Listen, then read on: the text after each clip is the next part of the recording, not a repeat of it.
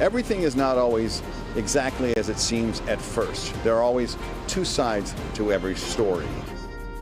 A new twist in the case against the ABC10 shooting suspect back in court today. Prosecutors alleging he also showed up to an elementary school 3 days before the shooting with an unusual request, frightening staff and teachers. Thanks for joining us here at 6. Lots to get to tonight. I'm Tony Lopez. And I'm Marlee Ginter. We do have team coverage for you tonight at 6. CBS 13 political analyst Gary Dietrich joining us in studio. But we want to start with Steve Large at the federal courthouse, where the shooting suspect appeared in court today, asking to be released from custody today. Steve, what happened?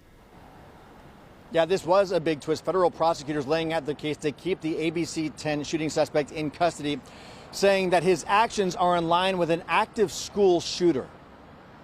A surveillance picture released by federal prosecutors of a man they say is Anibal Hernandez Santana 3 days before the ABC10 shooting, wearing an army hat, military-looking pants, and dark sunglasses, and showing up unannounced at Sacramento's Sutterville Elementary School asking to read to children.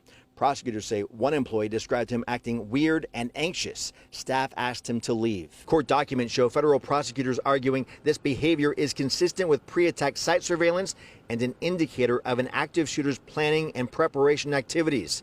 Sacramento City Unified issued a statement reading in part, "We recognize how frightening and concerning this news must be for families, which is why it's important to emphasize that there was never any direct threat to the Sutterville campus and nothing that warranted a call to law enforcement until well after the incident had occurred at the ABC10 building." Everything is not always exactly as it seems at first. There are always two sides to every story.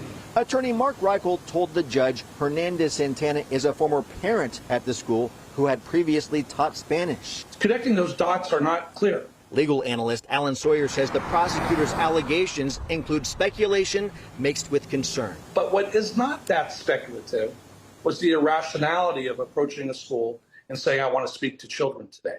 We all know that that's not a linear type thinking. I don't know what's going to happen with my life going forward.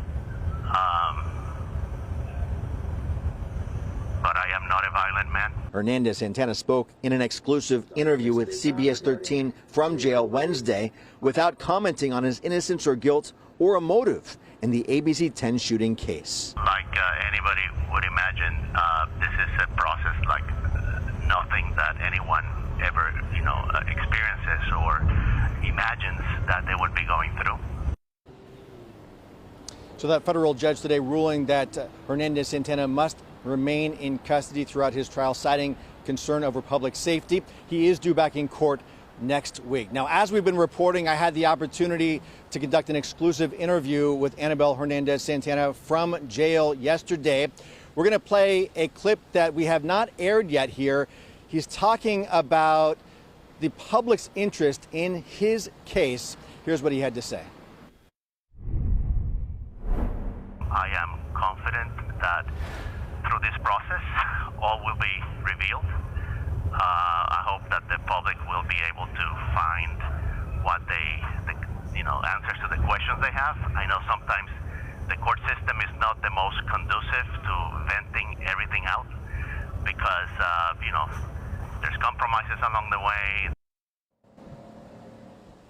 And keep in mind that Anibal Hernandez Santana is an attorney himself. He knows the court process very well, graduated from UC San Francisco Hastings College, in fact, and a prominent attorney for some time working as a lobbyist. So anyway, we had an opportunity to talk to him. He talked about a lot of things, saying he's not a violent person, but prosecutors here today laying out a very different scenario and view of him in court, guys.